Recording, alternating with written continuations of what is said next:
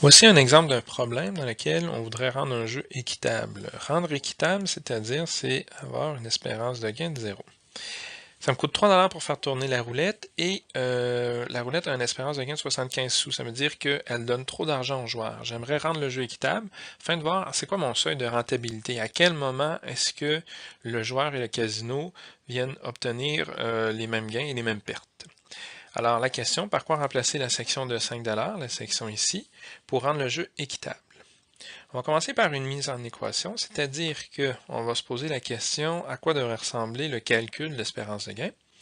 Ici, mon espérance pour la roulette devrait être la suivante, c'est-à-dire, on va regarder les valeurs une par une. Le 10 $ ici rapporte, étant donné que j'ai payé 3 $, donc ce 10 $-là rapporte 7 $ une fois sur 4. Ensuite, pour ce qui est du 0, il faut comprendre que le 0 fait perdre 3 $ une fois sur 2.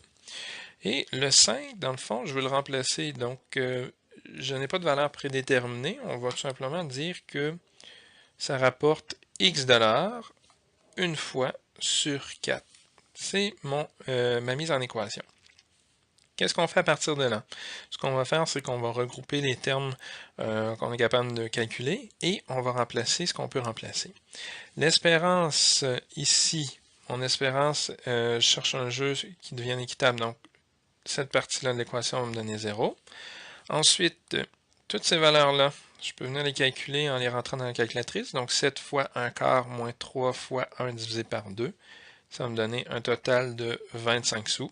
Donc, c'est des valeurs qu'on rentre tout simplement dans la calculatrice, plus le X $ une fois sur 4. On pourrait l'inscrire de cette façon-ci, ce qui est une expression équivalente.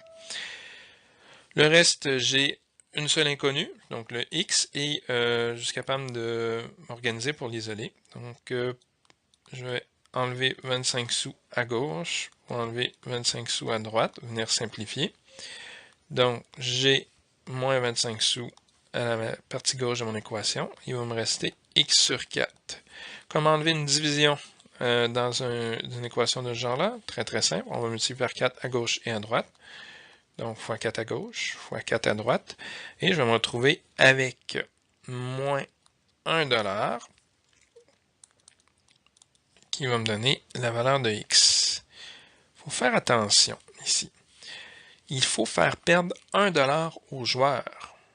Donc, si j'inscris 1 $ dans la partie bleue, j'aurai des problèmes parce que je vais avoir un surplus. Comment faire? Donc, comment est-ce qu'on va faire pour faire perdre 1 $? On tient compte du coût, qui est de 3 $. C'est-à-dire que le joueur a payé 3 $, je vais lui en remettre 2. Voyons voir si ça fonctionne.